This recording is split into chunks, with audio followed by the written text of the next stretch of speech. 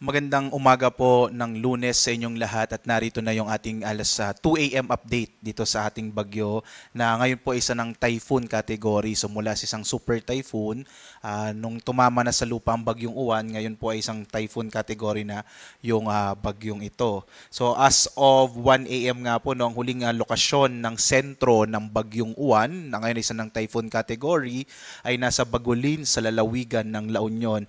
Mula sa isang super typhoon, ngayon po ay ang kanyang lakas na sa 165 kilometers per hour, malapit sa gitna at pagbugso po na nasa 275 kilometers per hour. Mapapansin nyo, medyo malakas yung kanyang gustiness o yung pagbugso, lalo tumatama kasi ito sa terreno or sa mga kabundukan po ng northern Luzon.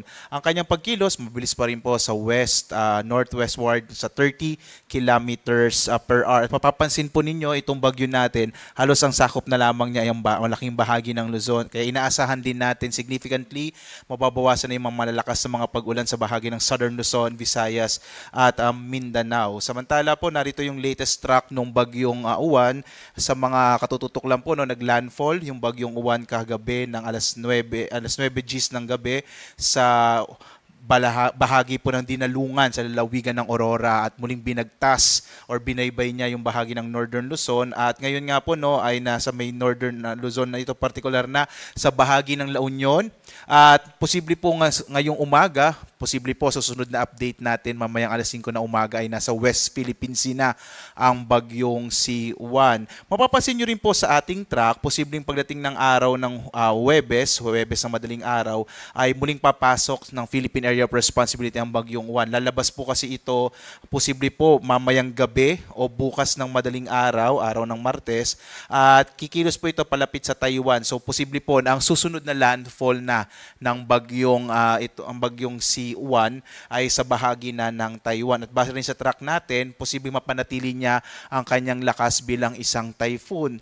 Ipapakita ko lamang po sa inyo yung posibleng binagtas po ng bagyong Uwan mula po sa bahagi ng Aurora.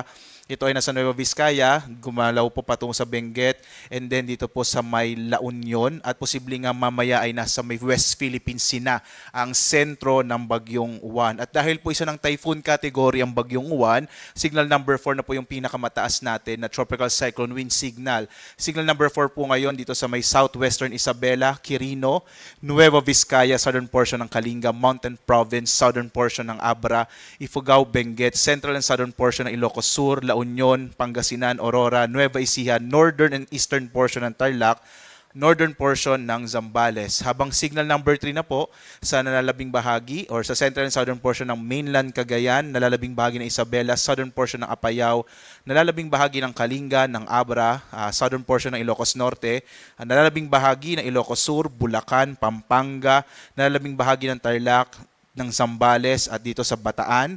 Northern portion na lamang po ng Metro Manila ang may signal number 3. Itong bahagi po ng Quezon City area, ito na lang po yung may signal number 3. Northern eastern portion ng Rizal, northern portion ng Quezon.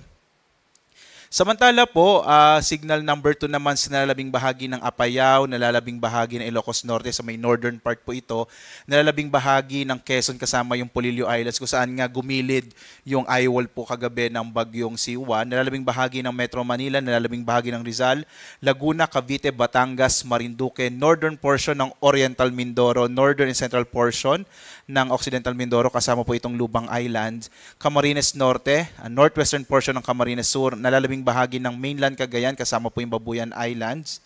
Habang signal number 1 naman po dito sa Batanes, northern portion ng Palawan kasama yung Calamian, Cuyo at Cagayancillo Islands, nalalabing bahagi ng Camarines Sur, Catanduanes, Albay, Sorsogon, Masbate, kasama yung Ticao at Burias Islands, Romblon, nalalabing bahagi ng Oriental Mindoro, nalalabing bahagi ng Occidental Mindoro, northern Samar, northern and central portion ng Samar, northern portion ng eastern Samar, gayon din po sa may bahagi ng northern portion ng Leyte, Bilira, northern portion ng Cebu kasama yung Bantayan Islands, Guimaras, northern portion ng Negros Occidental at yung mga lalawigan naman po dito sa may bahagi ng Panay Islands, Capiz, Aklan, Antique, gayon din po sa bahagi ng Iloilo.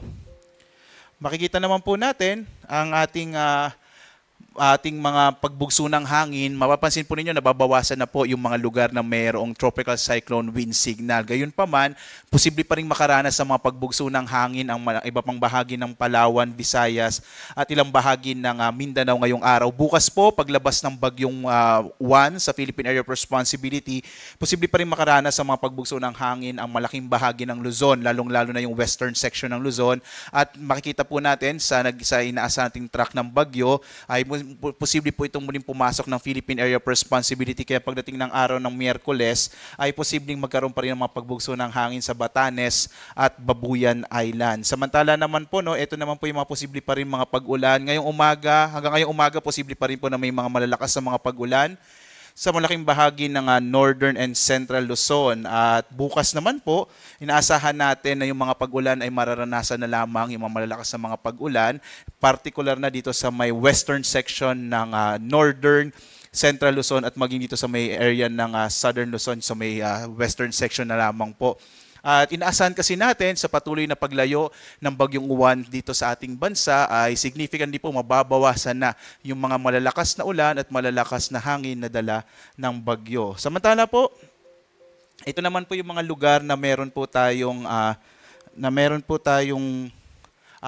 storm surge, no, o yung mga daluyong, no. So makikita po natin itong ilang bahagi ng Northern and Central Luzon, yung mga coastal areas po, posible pa rin yung more than 3 meters o higit sa 3 metrong taas ng alon, gaya sa Aurora, Bataan, Batanes, Cagayan, Ilocos Norte, Ilocos Sur, Isabela, La Union, Pangasinan, Quezon at Zambales. Kasi habang papalayo po yung bagyo, posible pa rin magkaroon ng mga malalaking pag-alon ng karagatan, lalo na po sa may baybay dagat. Mas mataas kaysa sa normal na alon ng karagatan. Samantala po, hanggang 3 metro naman sa iba pang bahagi ng Kabisayaan at dito sa may Palawan, sa may bahagi ng Mimaropa, maging dito sa may Manila Bay, posible pa rin yung hanggang 3 metrong taas ng alon. Samantala po, sa nalabing bahagi naman ng Bicol Region, 1 hanggang 2 metrong taas ng alon ang maaring maging daluyong po.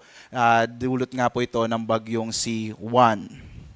May nakataas pa rin tayong gale warning sa malaking bahagi ng Luzon at dito sa may Kabisayan at silangang bahagi ng Mindanao. Sa mga lugar po na ito, delikado pa rin maglayag yung mga maliit sa sakyang pandagat at mga bangka. So kahit papalayo na po yung bagyo, ay naasahan pa rin natin na medyo maalon pa rin dito sa mga bahagi po ng ating bansa na may nakataas na gale warning, kaya iwasan muna pong pumalaot ng mga sakyang pandagat ngayong araw, lalo na sa mga lugar na may nakataas po na gale warning.